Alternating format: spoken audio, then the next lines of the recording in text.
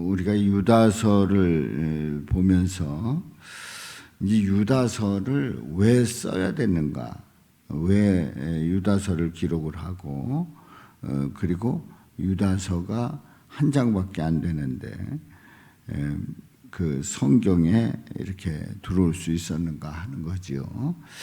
왜 이 유다서를 기록했는지를 말씀하는 내용이 바로 이제 3절에 있어요. 그래서 그 유다가 성경을 쓸 때에 이제 본인이 유다라는 사람이 이제 그 성경을 썼는데 이 쓴 것은 대필이다.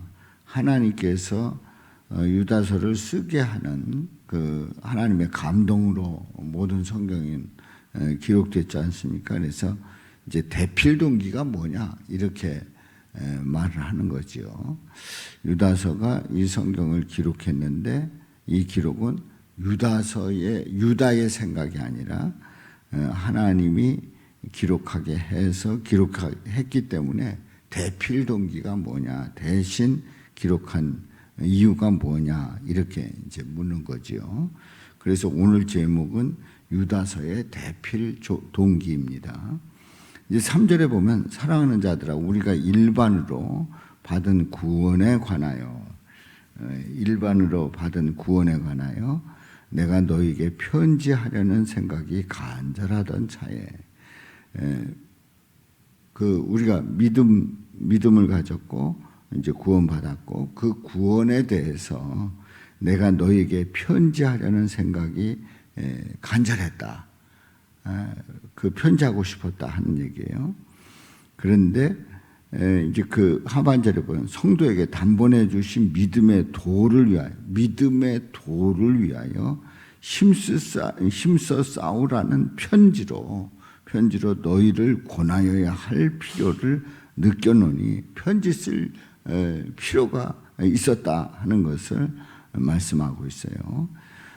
그 이유는 뭐냐? 믿음의 도를 위하여 믿음이 무엇인가를 전하기 위해서 힘써 싸우라는 편지로 너희를 권해야 될 그 필요성, 그러니까 이 성경을 기록해야 될 그 필요성을 느꼈다는 말이죠. 이 편지는 한 장으로 되어 있고 그렇게 길지 않습니다만은 그러나 거기에 아주 중요한 내용이 있음을 말씀하고 있습니다. 디모데 전서 6장 12절에 보면 믿음의 선한 싸움을 싸우라 영생을 취하라 이를 위하여 내가 부르심을 받았고 많은 증인들 앞에서 선한 증언을 하였도다. 믿음의 선한 싸움을 싸워야 한다. 믿음의 선한 싸움을 싸워야 한다. 그래서 영생을 취해야 된다. 이것 때문에 부름을 받았고 또 많은 증인 앞에서 선한 증언을 했다.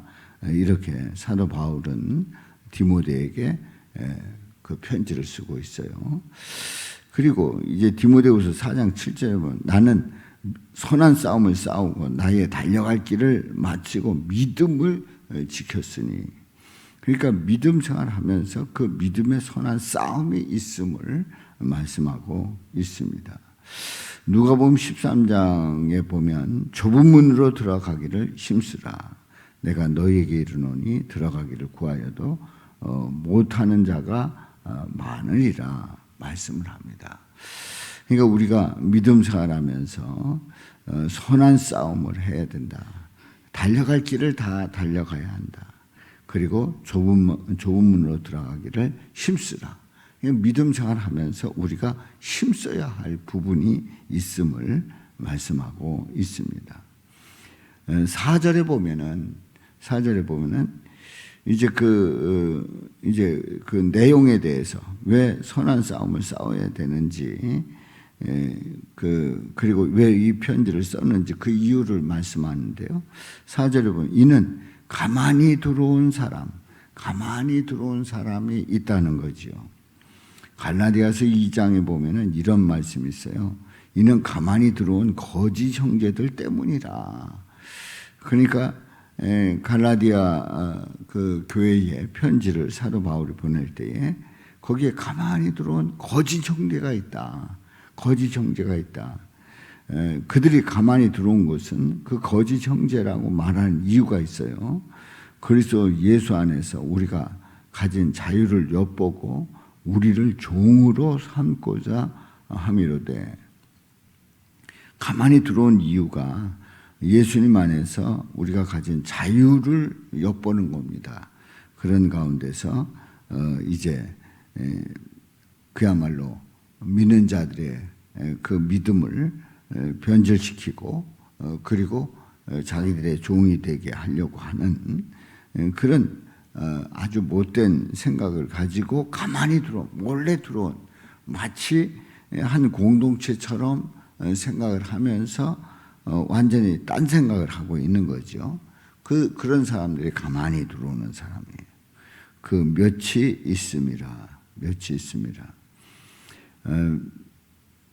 베드로후서 2장 1절, 베드로후서 2장 1절 한번 보겠어요.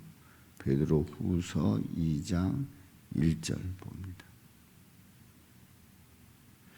그러나 백성 가운데 또한, 우리 다 같이요. 그러나 백성 가운데 또한 거짓 선자들이 일어났었나니 이와 같이 너희 중에도 거짓 선생들이 있으리라. 그들은 멸망하게 할 이단을 가만히 끌어들여 자기들을 사신 주를 부인하고 임박한 멸망을 스스로 취하는 자들이라. 아멘. 예, 거짓 선자들이, 백성 가운데 거짓 선자들이 일어났었다는 거지요. 예, 너희 중에도 거짓 선생들이 있으리라. 거짓 선생이 있다는 거예요.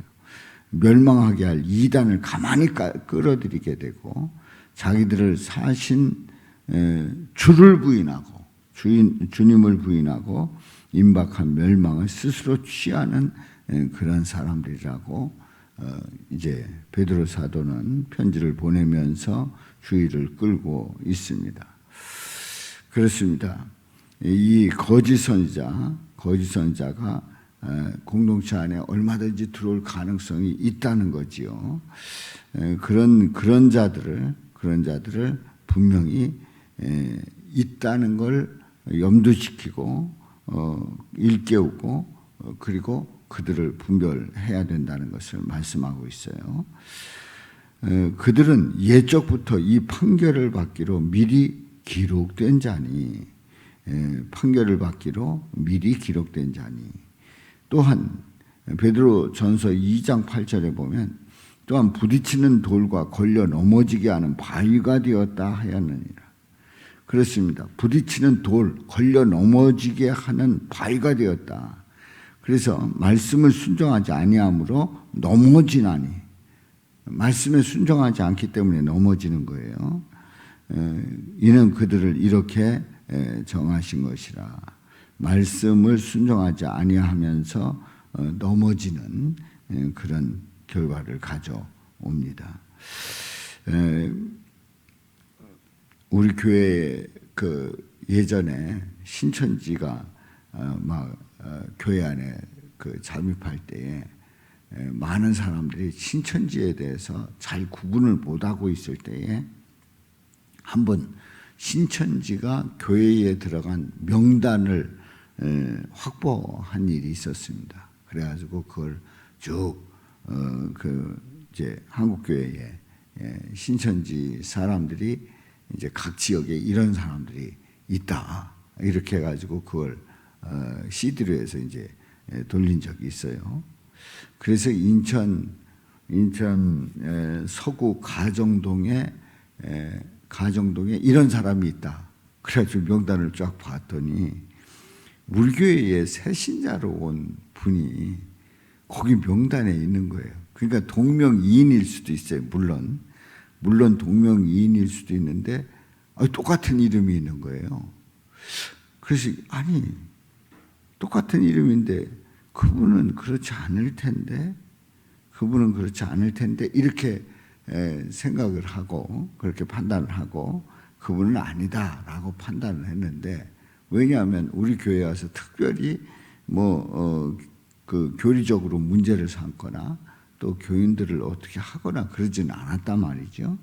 그래서 이제 그렇게 생각을 했어요.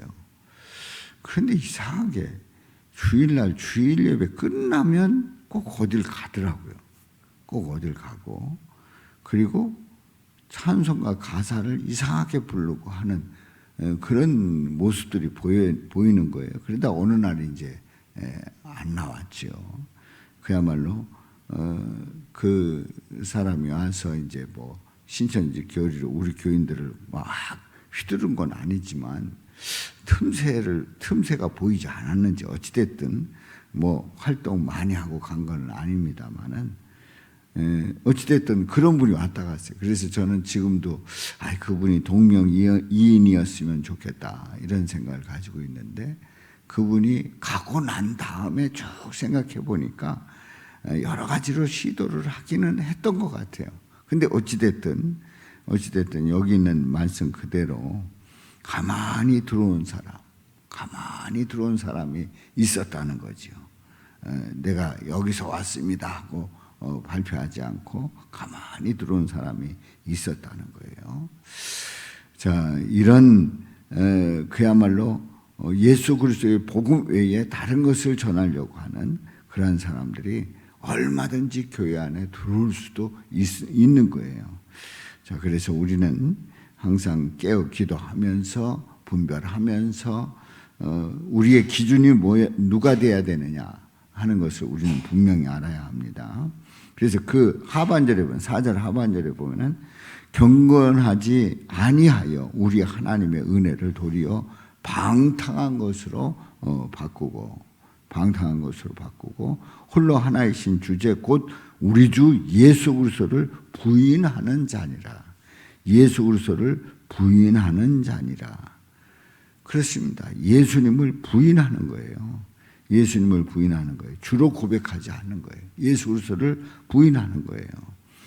근데 이 유다서가 기록될 때에 그 당시에 어떤 흐름이 있었냐면은 바로 영지주의자들이 그 득세를 했었어요. 거짓 교사들에 대해서 이제 경고하는 내용이 오늘 유다서 아닙니까? 근데 이 영지주의는 인간은 영을 가진 존재인데 지상적 조건에서 더 이상 굴복하지 않는다. 그러니까 그 어떤 그러니까 우리가 이 육체를 가지고 살아가는 데 있어서 어떻게 살든지 영적으로 구원받았으면은 모든 게 다 결정이 됐다 이런 얘기예요. 그래서 인간은 세계의 지배 세력들에서 이미 자유롭게 됐다. 그러니까 어떻게 살아가든지 그냥 영적으로 구원받았으면 되는 거다 하는 그런 영지주의가 있었단 말이죠. 그래서 방종한 그러한 생활에 대해서 이제 분명하지 않고 그리고 거기에 대해서 믿음에 대한 분명한 고백이 없었던 거예요. 다시 얘기해서 오늘 말씀하고 있는 홀로 하나이신 주제 곧 우리 주 예수 그리스도를 부인하는 거예요. 예수님을 부인하고 자신의 생각대로 마음대로 이제 결정을 하는 거지요. 자, 디도서 1장 16절에 보면은 그들이 하나님을 시인하나 행위로는 부인하니 하나님을 시인하나 행위로는 부인하니 가증한 자요 복종하지 아니하는 자요 모든 선한 일을 버리는 자니라 말씀을 하는데, 영지주의자들이 바로 이렇다는 얘기예요. 바로 디도서 1장 16절에 있는 말씀은 이제 영지주의자들의 그 모습을 지적을 하고 있는 겁니다. 또 요한일서 2장 22절 거짓말하는 자가 누구냐? 예수께서 그리스도이심을 부인하는 자가 아니냐? 아버지와 아들을 부인하는 그가 적그리스도니 말씀을 하고 있어요. 아버지와 아들을 부인하는 그가 적그리스도다 말씀하고 있습니다. 그렇습니다. 예수님을 부인하면 적그리스도예요.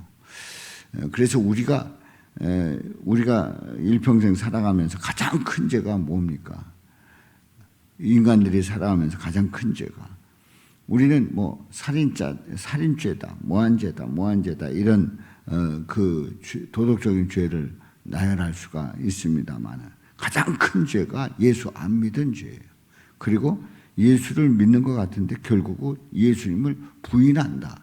이게 가장 큰 죄입니다. 그렇습니다. 이 유다서를 쓴 그 이유가 바로 이렇게 예수 그리스도를 부인하는, 그래서 가만히 들어와 가지고 그야말로 믿음의 도를 버리는 그러한 자들에 대해서 이 편지를 쓰게 됐고, 그래서 그들을 경계하고 또 믿음 생활을 바로 가지라, 이런 뜻에서 유다서를 기록을 한 거지요. 오늘도 우리 예수님을 고백하면서 주님의 뜻 가운데 붙잡힌 바 되어 믿음으로 나가는 저와 여러분들 되시기를 주님의 이름으로 축원합니다.